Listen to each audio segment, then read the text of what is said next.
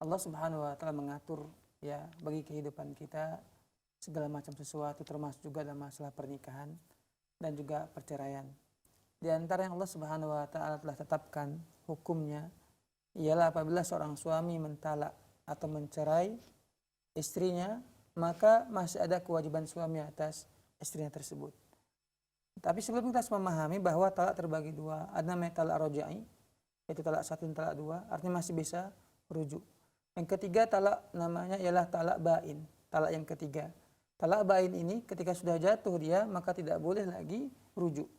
Dan suami yang tadi, mantan suaminya, tidak boleh langsung menikahi dia. Sampai ini si istri yang menikah dengan laki-laki yang lain. Nah, kita kembali kepada talak, ya segala macam talak, baik itu roji'i maupun bain. Ketika seorang suami menceraikan istrinya, pahami bahwa seorang suami masih berkewajiban memberikan nafkah dan tempat tinggal bagi istri yang dia talak pada masa-masa iddah. Masa iddah tentunya ya ada berbagai macam jenis ya. Ada namanya iddah itu ketika dia dicerai oleh suaminya, itu iddahnya 3 kali suci, 3 kali haid dan 3 kali suci, 3 kali haid dia. Nah, kemudian juga namanya masa iddah 4 bulan 10 hari. Ini bagi seorang wanita yang meninggal suaminya.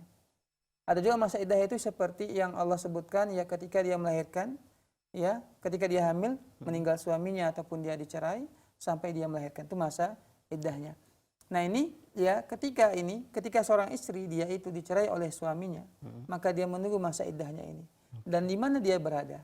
Itu tadi pertanyaannya. Iya, betul. Nah, kewajiban si suami sebagaimana kita katakan tetap masih memberikan tempat tinggal kepada istrinya. Tidak boleh dia mengusirnya. Allah Subhanahu wa taala mengatakan la tukhrijuhunna min buyutihin.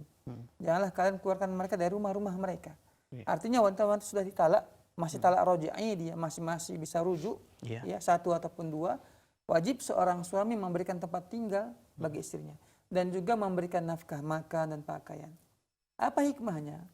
Hikmah daripada adanya masa iddah ini, ya tentunya pertama untuk membebaskan rahim, yang memastikan bahwa rahim bebas daripada benih.